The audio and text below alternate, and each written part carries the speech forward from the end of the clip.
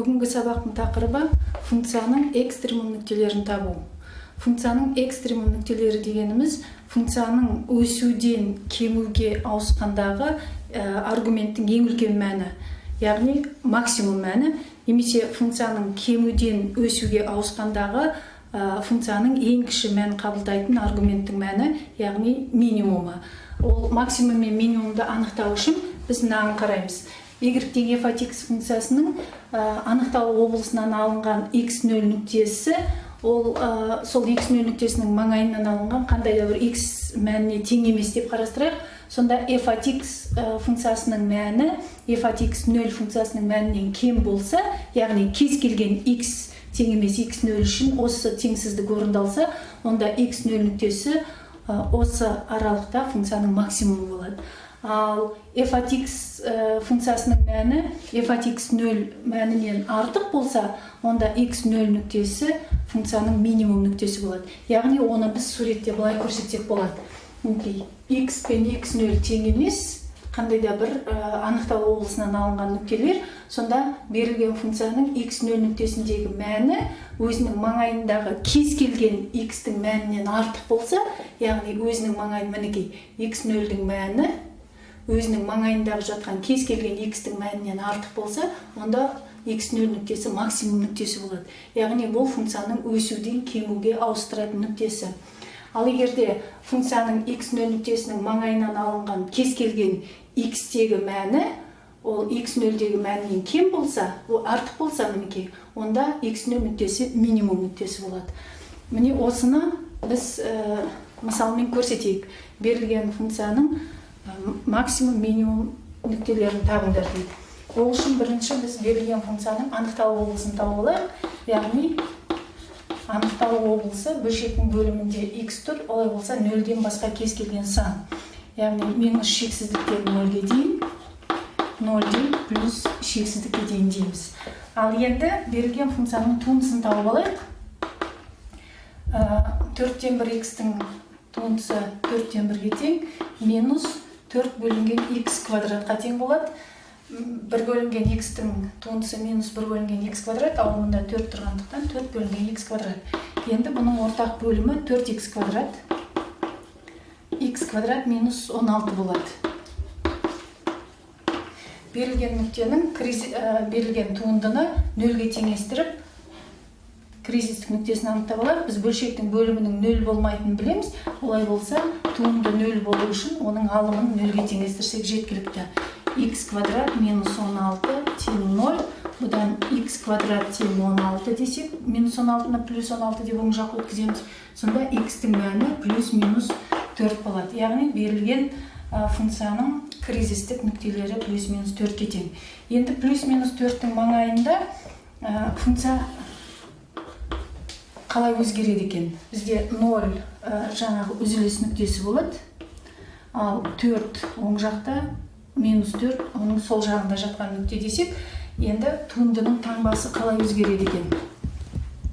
Туындының таңбасы, мінекей, 4-тің оң жағынан 5 алсақ, 5-тің квадраты 25, яғни бұл жерде туындының таңбасы плюс болады екен. 0 мен 4-тің арасынан 1-ді алсақ, минус болады, олай болса мына жақта да минус, мына жерде плюс болады деген сөз. Сонда берілген функция минус шексіздіктен минус 4-ке дейін өседі. Функциямыз өседі, ал минус 4-тен 0-ге дейін, яғни үзіліс нүктесіне дейін кемейді, үзіліс нүктеден 4-ке дейін қайтадан кемейді, 4-тен плюс шексіздікке дейін өседі. Яғни берілген функцияның туындысының таңбасы плюстен минусқа өзгеріп тұр. Яғни функция өсуден кемуге ауысып тұрса, онда минус 4 нүктесі максимум нүктесі болады. X максимум минус 4 болады. Ал 0 ол үзіліс нүктесі, ал 4 функцияның кемуінен өсуіне қарай ауысып тұрған нүктесі. Яғни туындының таңбасы минустан плюске қарай ауысып тұр. Бұндай жағдайда x минимум нүктесі 4-ке тең болады деп айтамыз. Яғни осыны есте сақтау үшін, егер функцияның туындысы таңбасын плюстен минусқа өзгертсе, солдан оңға қарай, онда сол нүкте максимум нүкте болады. Ал солдан оңға қарай минустан плюске өзгертсе, онда ол нүкте минимум нүктесі болады. берілген f от x тең 2 түбірасында x минус x функциясының максимум минимум нүктелерін табу керек. Ол үшін бірінші анықталу облысын тауып алайық.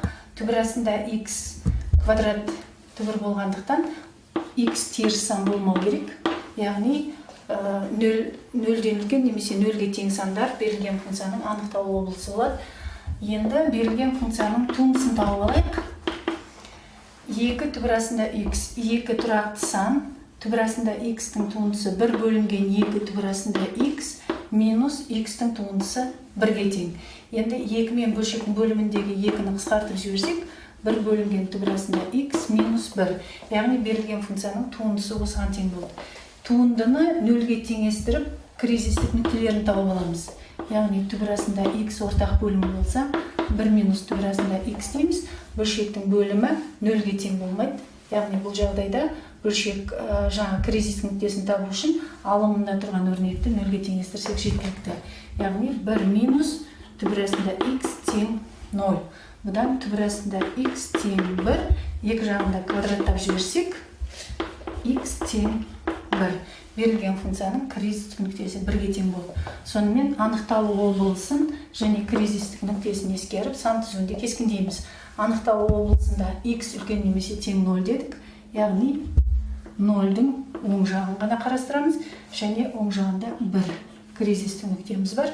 0 мен 1-дің арасында және 1-дің оң жағында туындының таңбасы қалай өзгеретіндігін анықтаймыз. Енді 1-дің оң жағынан айталық 4-ті қояйық. 4-тің түбірі 2, 2 мен 2-ні көбейтсек 4. Қаншаны қойып жатырмыз? 4-ті қойып жатырмыз, е? 4-ті, біз туындыға қойып жетіп қой, міне. 4-ті қойып жатырмыз. Бөлшектің бөлімінде оң сан. Мына жерге 4-ті қойсақ, 4-тен түбір 2 шығады, теріс болады екен. Туындының таңбасы теріс болады. Ал 0 мен 1-дің арасынан айталық 4-тен 1-ді қояйық. 4-тен 1-ді қойсақ, оң сан шығады. 4-тен 1-ді қойсақ, 2-ден 1, 1-ден 2-ден 1-ді азайтсақ, туындының таңбасы оң болады.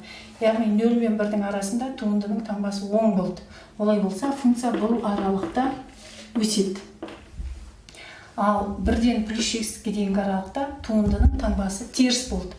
Олай болса, бұл жерде функцияның кемейді.